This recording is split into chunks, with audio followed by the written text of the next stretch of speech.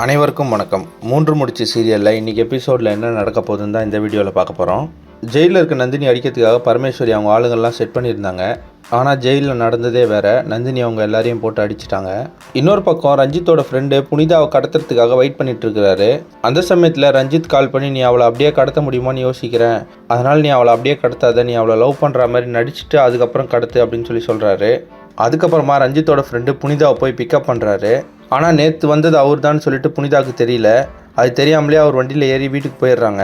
வீட்டுக்கு போன அப்புறமா அவர் சொல்கிறார் நேற்று வந்ததும் நான் தான் அப்படின்னு சொல்கிறாரு. அதனால் புனிதாவுக்கு கௌஷிக் மேலே லைட்டாக லவ் ஸ்டார்ட் ஆயிடுச்சு. அதுக்கப்புறமா பரமேஸ்வரி வீட்டுக்கு கௌஷிக் வராரு. அங்கே வந்து பாண்டியன் ஜோதி பரமேஸ்வரி கிட்டலாம் சொல்கிறாரு, நீங்கள் அமிச்ச ஆளுங்களை நந்தினி அடிச்சிட்டாங்க, அவங்கள ஹாஸ்பிட்டலில் அட்மிட் பண்ணியிருக்காங்க அப்படின்னு சொல்கிறாரு. இதனால் பாண்டியன் ஜோதி முன்னாடி பரமேஸ்வரிக்கு ரொம்பவே அசிங்கமாயிருச்சு. இப்போ அடுத்ததான் என்ன பண்ணலான்னு சொல்லி யோசிக்கிறாங்க.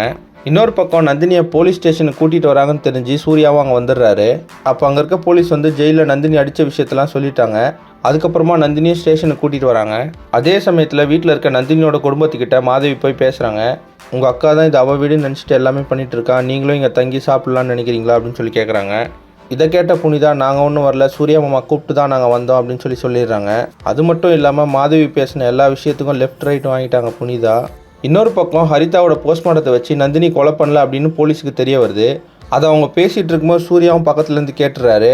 அப்போ சூர்யா நினைக்கிறாரு, நல்லா மாட்டினீங்க, இதை வச்சு நான் நந்தினியை வெளியே கொண்டு வந்துடுவேன் அப்படின்னு யோசிக்கிறாரு. ஹரிதாவை நந்தினி கொலை பண்ணலனா வேறு யார் பண்ணியிருப்பாங்கன்னு சொல்லிட்டு நீங்கள் நினைக்கிறீங்கன்னு கமெண்ட்ஸில் சொல்லுங்கள்.